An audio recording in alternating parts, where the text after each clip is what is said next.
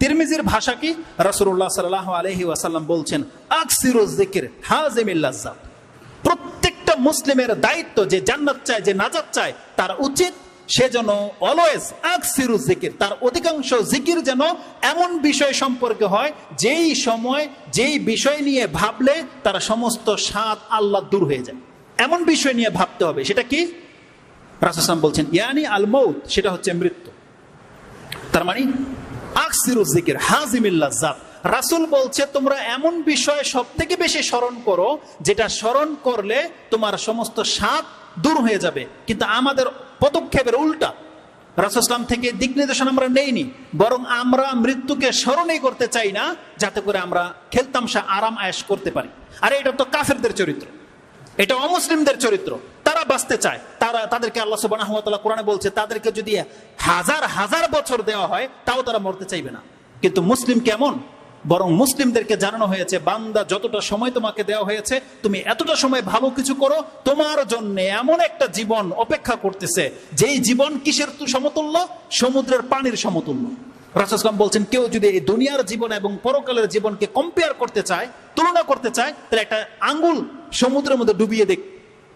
একটা সমুদ্রের মধ্যে ডুবিয়ে দিয়ে, সমুদ্র একটা গ্লাস বলেন, একটা কাপ বলেন, আর একটা কাপের পানি যদি আপনার আঙুলে চুবিয়ে দেন, এক ফোঁটা পানির সাথে এক কাপ পানির যদি কম্পেয়ার করেন, আপনি বছর গণে শেষ করতে পারবেন না। যেখানে রাসূল সাল্লাল্লাহু আলাইহি ওয়াসাল্লাম কোনো পুকুর বলে নাই, নদী বলে নাই, বলেছেন সমুদ্রের কাছে চলে যাক এবং সে তার একটা আঙ্গুল ডুবিয়ে দিয়ে একটা পানির ফোঁটা বের করে নিয়ে আসুক। এখন সে বিচার করুক, এই একটা ফোঁটা তার দুনিয়া, আর পুরো সমুদ্রের জীবনটা হচ্ছে তার পরকাল।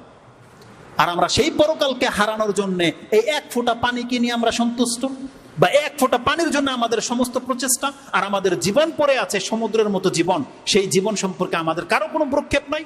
রাসূলুল্লাহ সাল্লাল্লাহু আলাইহি ওয়াসাল্লাম বলছেন আকসিরুজ যিকর হাযিমিল লাজ্জাত, তোমরা লাজ্জাত যেটা স্বাদকে মিটিয়ে দেয়, দূর করে দেবে, এমন জিনিসকে স্মরণ করো। যেই ব্যক্তি ভাবে যে একটু পরে আমি মরে যাব, সে কোনোদিন পাশের বাড়ির সাথে খারাপ ব্যবহার করতে পারে না, সে কোনোদিন তার গাছ তাকে ছায়া করতে পারে না, তার বাড়ির পানি তার বাড়িতে গিয়ে পড়তে পারে না, একটা ইটা সে কোনোদিন বাড়তি করে তাদের দিকে দিতে পারে না। যেই ব্যক্তি জানবে যে আমি মরে যাব, যেই ব্যক্তি জানবে যে একটু পরে আমি মরে যাব, সে কোনোদিন রাস্তাঘাটে কোনোদিন কারোর সাথে বেয়াদবি করতে পারে না। যেই ব্যক্তি জানে যে একটু পরে আমি মরে যাব, তার সাথে কেউ যদি মূর্খামি করে, সে কোনোদিন তার সাথে রাগ করতে পারে না, কারণ জানে সে একটু পরে মরে যাব। একজন ব্যক্তির মৃত্যুর খবর চলে আসলে তার নেচার, তার আচার কেমন হয়, ওই যারা কয়েদি আছে, ফাঁসির আদেশ প্রাপ্ত, তার নেচারটা গিয়ে দেখে আসেন। আল্লাহ করে আমাদেরকে ওই রকমের জায়গায় যেতে না হয়। আল্লাহ যাদেরকে জেল জরিমানা থেকে মুক্ত রেখেছেন, আল্লাহ তুমি আমাদেরকে কিয়ামত পর্যন্ত এই ধরনের লাঞ্ছিত জীবন থেকে মুক্ত রাখো, বলেন আমিন। কিন্তু যারা গেছে তাদের দৃশ্যটা কি? অনেক বড় ক্রিমিনাল, অনেক বড় দাপটালা লোক, কিন্তু জেলের মধ্যে থাকার কারণে যখন ফাঁসির অর্ডার হয়ে গেছে, মাত্র ৩-৪ মাস সময় পেয়েছে, ৩-৪ মাস পরে আপনি তার সাথে ভিজিট করতে যান, তার শরীরের সে তাকত কমে গেছে, মুখে দাড়ি গজিয়ে গেছে, মাথায় টুপি পরে গেছে, হাতে তসবি ধরে নিয়েছে, সে এখন মসজিদে বসে থাকে। কেন? কারণ ৩ মাস পরে সে মরে যাবে। সেই ব্যক্তির কাছে ৩ মাস সময় আছে, তাতেই সে নিজেকে শুধরে নিয়েছে। কোন একজন ব্যক্তি বলতে পারেন তো দেখি, তার হাতে তো ৩ মাস সময় আছে, আপনার কাছে 3 মিনিট সময় আছে? কোন ব্যক্তি আমরা বলতে পারবো? তার কাছে তো মৃত্যু 3 মাস পরে আসবে। আমরা হয় ৩০০ বছর বাঁচতে পারি, আমরা ৩০ বছর বাঁচতে পারি, কিন্তু 3 মিনিটও তো বাঁচতে পারি না। কারণ আল্লাহ সুবহানাহু ওয়া তাআলা বলেছেন মৃত্যু তো যখন তখন আসবে, বান্দা যখন তখন আসবে। এই সংবাদটা আল্লাহর পক্ষ থেকে আমাদেরকে দেওয়া হয়েছে, আর ওটা দেওয়া হয়েছে রাষ্ট্রের পক্ষ থেকে, যে রাষ্ট্রের প্রধান বলেছে যে একে 3 মাস পরে ফাঁসি দেওয়া হবে। এটা শোনার পরে সে দাড়ি রেখে নিয়েছে, হারাম কাজ ছেড়ে দিয়েছে, নামাজের জায়নামাজে বসে থাকে। আর আপনাকে আমাদের রব জানিয়েছে যে বান্দা যেই কোনো সময় তোমার মৃত্যু চলে আসতে পারে, কিন্তু আমাদের কোনো পরিবর্তন নাই, বরং আমরা ভুলে গেছি মৃত্যুর কথা। অথচ যেটা ছিল আমাদের বেশি স্মরণ করার বিষয়, এটা স্মরণ থাকলে আমাদের মুখে দাড়ি গজাতো, এটা স্মরণ থাকলে আমাদের নামাজে প্রথম কাতারে আমরা আসতাম, এটা স্মরণ থাকলে আমরা এত আমোদ ফুর্তি করতাম না। কিন্তু আজকে আপনি ধর্মের নামে আপনার বিয়ে শাদীতে দেখেন তো, আপনি ধর্মের কোন চেতনাটা আপনি মানতেছেন? কিছু মানেন না আপনি ধর্মের। আপনার বাসায় অনুষ্ঠান হলে বোঝা যায় আপনার মধ্যে ধার্মিকতা কতটা আছে, বোঝা যায়। সেখানে অবাধ মেলামেশা, সেখানে মিউজিক বাজে, সেখানে কোনো আপনি কাউকে কিছু মনে করেন না যে আপনি যে মুসলিম, আপনি যে মসজিদ কমিটির লোক, আপনি এটা ভুলে যান। আপনার ঘরের মধ্যে হারাম কাজ চলে, এটা হতে পারে না। মুসলিমদেরকে পরকালমুখী হইতে হবে। তো রাসূলুল্লাহ সাল্লাল্লাহু আলাইহি ওয়াসাল্লাম বলছেন আমাদেরকে মৃত্যুকে স্মরণ করতে হবে। মৃত্যুকে স্মরণ করলে আমাদের জীবন পরিবর্তন হয়ে যাবে। আর এটা করতেই হবে, কেননা জানেন মৃত্যু যে কোনো সময় চলে আসবে, যেমনটা বলেছি। কেউ বাঁচতে পারেনি, কেউ জানে না কোথায় তার মৃত্যু হবে, কখন তার মৃত্যু হবে, কেউ জানে না। এই কথাগুলো আপনারা জানেন, কিন্তু জাস্ট আমি আজকে আপনাকে স্মরণ করিয়ে দিতে চাচ্ছি যে কিয়ামত কিন্তু খুব নিকটে। কিয়ামত যত নিকটে, তার চেয়ে বেশি নিকটে আপনার আমার মৃত্যু, তার চেয়ে বেশি নিকটে আপনার আমার মৃত্যু। আব্দুল্লাহ ইবনে আমর, তিনি তার ঘর ভেঙে গেছে, ঘর মেরামত করতেছে, তিনি আর তার মা। রাসূলুল্লাহ সাল্লাল্লাহু আলাইহি ওয়াসাল্লাম সেদিক দিয়ে যাচ্ছে, বলতেছে, ইয়া আব্দুল্লাহ, কি করতেছো? মা হাজা। তখন বলছে, ইয়া রাসূলুল্লাহ আসনাউ, আমরা এটাকে ঠিক করতেছি, মেরামত করতেছি, ভেঙে গেছিল। রাসূলুল্লাহ সাল্লাল্লাহু আলাইহি ওয়াসাল্লাম বলছেন, আমি তোমাদের মৃত্যু বা আজল তো তার চেয়ে বেশি নিকটে দেখতে পাচ্ছি, যে তোমার এই ঘর ভেঙে যাওয়ার চেয়ে তো নিকটে তোমাদের মৃত্যু বা কিয়ামত। রাসূলুল্লাহ বলেছেন, আজকে আমরা সেই ঘর মেরামত কাজে লিপ্ত, কিন্তু আমি আপনি মরে যাব, আমাদের খবর নেই। এখানে বোর্ড নাই, না হলে ক্লাসের মধ্যে এটা দেখানো হয়। রাসূলুল্লাহ সাল্লাল্লাহু আলাইহি ওয়াসাল্লামের একটা হাদিস আমি আপনাকে দেখাতাম। রাসূলুল্লাহ সাল্লাল্লাহু আলাইহি ওয়াসাল্লাম একদিন এইভাবে একটা ছক আঁকলেন, মিডল থেকে একটা দাগ বের করে দিলেন, এবং এই বক্সের ভিতরে যে দাগটা, এই বক্সের ভিতরে যে দাগটা, এটাকে 4টা দাগ দিলেন, এবং বক্সের বাইরে যে মাথাটা, এটাকে 4টা দাগ দিলেন। এবং রাসূলুল্লাহ সাল্লাল্লাহু আলাইহি ওয়াসাল্লাম বললেন, এই ভিতরের যে লম্বা মানুষটা, যেটা বক্স থেকে বাইরে চলে আসছে, এটা হলো মানুষ। এই ব্যক্তির সীমানা হচ্ছে এখান থেকে বর্ডার পর্যন্ত, যেখানে দাগ পড়ে গেছে, এটা হচ্ছে তার মৃত্যু। কিন্তু এই যে বাড়তি যেটা, রাসূলুল্লাহ সাল্লাল্লাহু আলাইহি ওয়াসাল্লাম বলছে, এটা তার আশা আকাঙ্ক্ষা। সে ভেবে রেখেছে যে আমি অমুক সানে হজ করব, আমি অমুক সন থেকে কুরবানি করব, আমি অমুক সন থেকে নামাজ ধরবো, আমি এটা করার পরে দাঁড়িয়ে রাখবো, এগুলো ভেবে রেখেছে। কিন্তু রাসূলুল্লাহ সাল্লাল্লাহু আলাইহি ওয়াসাল্লাম বলছেন, অথচ এগুলো সব তার মৃত্যুর বাইরে, তার আগেই তার মৃত্যু চলে আসবে। যখনই ছোটখাটো একটা বিপদ হয়, তখনই বলে নেয় আমি ভালো হয়ে যাব। আবার একটু বড় বিপদ আসে, তখন বলে যে আমি দাঁড়িয়ে রেখে নেব, আমি এখন তওবা করে নেব। কিন্তু শেষ বিপদটায় যেটা তার মৃত্যু লেখা আছে, সে ভাবতে পারেনি, সেটা কালকে ভাবতে পারেনি। সে তো আশা করে বসে আছে, আমি নামাজ পড়বো, আমি তওবা করবো, আমি হজ করব, কত আশা করে বসে আছে। সবগুলো আশা তার আজাল, তার সময়ের বাইরে পড়ে রয়েছে। আমাদের অধিকাংশ মানুষের অবস্থা তাই। এই জন্য যখন আপনি সময় পেয়েছেন, এখন আপনি ভালো কাজ করেন, এখন আপনি ভালো কাজ করেন। আপনার পকেটে এখন টাকা আছে, এখন আপনি দান করেন। আপনি এখন সুস্থ, এখন সালাতে দাঁড়িয়ে যান। এখন আপনার বিবেক কাজ করতেছে, আপনি আল্লাহকে জপেন। এটা হওয়া উচিত ছিল এখন এই মুহূর্তের কাজ এগুলো। কিন্তু একটু পরের কোনো ভরসা নাই। রাসূলুল্লাহ সাল্লাল্লাহু আলাইহি সাল্লাম বলছেন যে কোনো সময় মৃত্যু চলে আসতে পারে। কোরআনে আল্লাহ সুবহানাহু ওয়া তাআলা একাধিক আয়াতে আমাদেরকে এটা স্মরণ করিয়ে দিয়েছে। আল্লাহ সুবহানাহু ওয়া তাআলা বলছেন, কুল, ইহুদিদেরকে বলেছিল যে মৃত্যুকে তোমরা অপছন্দ করো বা মৃত্যুর কথা তোমরা স্মরণ করো, সেটা ভিন্ন জিনিস। কেউ মরতে চায় না, তবে জেনে নাও মৃত্যু থেকে কোনো ব্যক্তি পালিয়ে কোনোদিন যেতে পারবে না।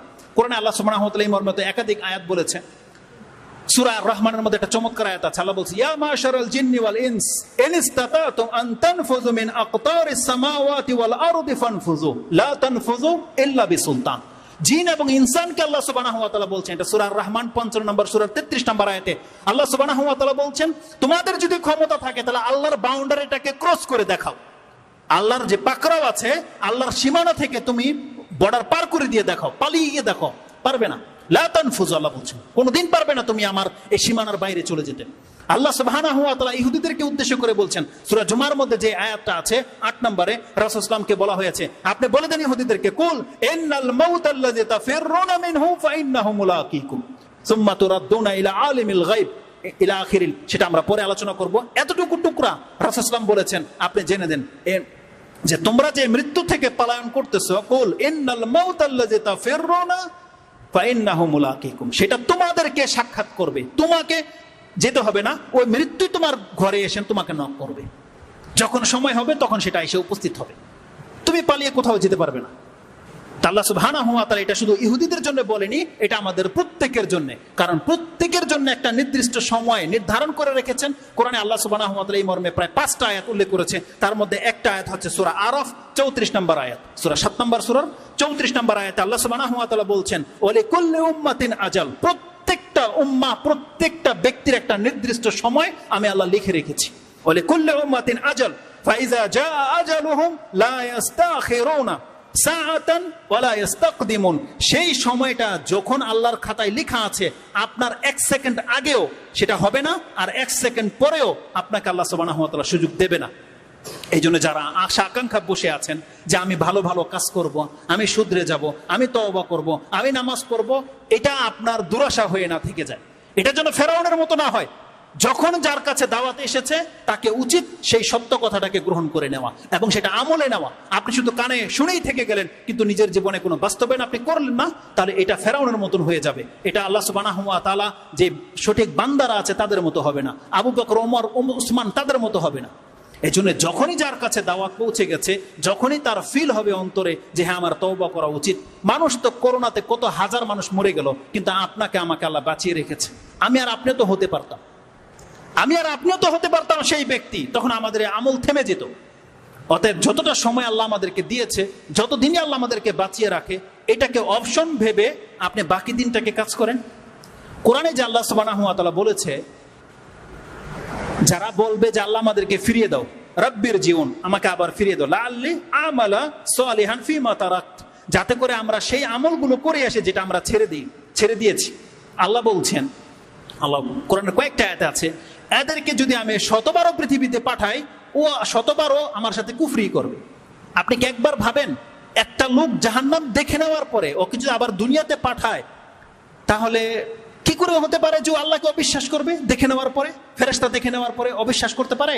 এটা আপনার আমার থিওরি, কিন্তু আমাদের চরিত্র কিন্তু আল্লাহর সেই আয়াতটাকে বাস্তবায়ন করতেছে।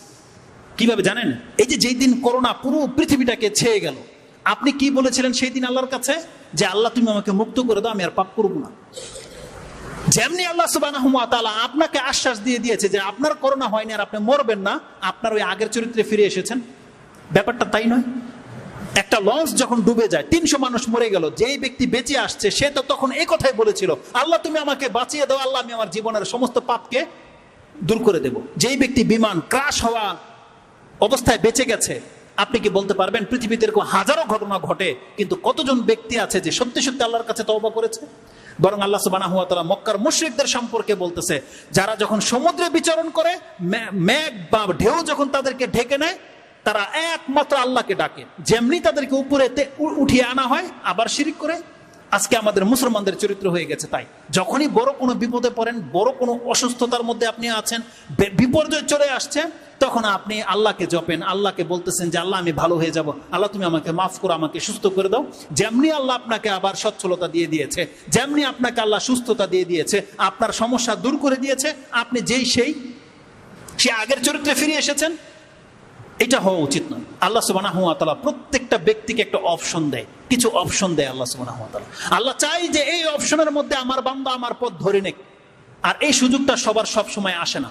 যার যখন আসে, কোনো ব্যক্তি যদি সেই সময়টাকে কাজে লাগাতে পারে, সে হচ্ছে সাকসেস, সে হচ্ছে গেনার, সেই ব্যক্তি হচ্ছে জিতে যাওয়া ব্যক্তি, সেই ব্যক্তি হচ্ছে সফলকাম ব্যক্তি। আমাদের কেমন হতে হবে? এই সুযোগ সবার সব সময় আসবে না। এই জন্য আজকে এই কথাগুলো ওপেনলি আপনাদেরকে বলতে পারতেছি। এমন একটা সময় আসবে যে এই কথা আপনার কান পর্যন্ত আসবে না, বলার মতো কেউ থাকবে না। অতএব আল্লাহ সুবহানাহু ওয়া তাআলার কথা আমরা যথেষ্ট শুনেছি, কোরআন এবং হাদিস আমাদেরকে গুলে গুলে বহু খাওয়ানো হয়েছে, কিন্তু আমাদের আমলের মধ্যে সেটা প্রভাব পড়তেছে না। আমাদেরকে আমলে আসতে হবে, কথাগুলোকে মূল্যায়ন করার চেষ্টা করেন, তওবা করেন। জীবনের অনেক স্বাদ আল্লাহ পার করে দিয়েছেন, এখন কেন আপনাকে জর্দা খেতে হবে? এখন কেন আপনাকে সিগারেট খেতে হবে? আপনি তো কিছুদিন পরে মরে যাবেন। এখনো কেন আপনাকে সুদ খেতে হয়? এখনো কেন অন্যের দিকে তাকিয়ে আপনি হিংসায় জ্বলেন? কেন? এই পৃথিবী তো আর বেশি দিন টিকবে না। যে কোনো সময় আমাদেরকে আল্লাহ সুবহানাহু ওয়া তাআলার কাছে যেতে হবে। তা আল্লাহ সুবহানাহু ওয়া তাআলা বলছেন, যখনই সেই সময়টা চলে আসবে, সেই সময়টা থেকে কোনো ব্যক্তিকে এক মুহূর্ত পর্যন্ত ছাড় দেওয়া হবে না। আর আল্লাহ সুবহানাহু ওয়া তাআলা সূরা লুকমানের সর্বশেষ আয়াতে বলেছেন, 34 নম্বর আয়াতে, যে কোনো মানুষ জানে না কোন জমিনে কখন তার মৃত্যু ঘটবে। আল্লাহ সুবহানাহু ওয়া তাআলা বলছেন, ওমা তাদরি নাফসুম বিআইয়ি আরদিন তামুত, কোন ব্যক্তি জানে না কোন জমিনে তার মৃত্যু হবে। তাহলে যখন আল্লাহ জমির কথাটা বলেছে, তাহলে যারা জমি নিয়ে রেশারেশি করেন, আপনি কিভাবে ভাবলেন যে এই বাড়িতে থেকে আপনার মৃত্যু হবে? কিভাবে ভাবলেন এটা? কেন ঝগড়া মানুষের সাথে তাহলে জমি নিয়ে, বাড়ি নিয়ে, বা প্রতিবেশীর সাথে? কেন আমাদের এই সমস্যা? কেন? কারণ আল্লাহ বলছেন, বান্দা তুমি জানো না কোন জমিনে তোমার মৃত্যু হবে। তো মৃত্যু যে কোনো সময় আসবে, এটা আপনি অপছন্দ করেন আর নাই বা করেন, মৃত্যু থেকে আজ পর্যন্ত না কেউ বাঁচতে পেরেছে আর না কেউ বাঁচতে পারবে। বরং আমাদেরকে চিন্তা করতে হবে যে আমার আপনার মৃত্যুটা ভালো মৃত্যু কিভাবে হয়, সহজ মৃত্যুটা কিভাবে হয়, এটা আমাদের করণীয়। জ্ঞানীদের উচিত এটা চিন্তা করা। এটাই ছিল আজকের আমার আলোচনার মূল।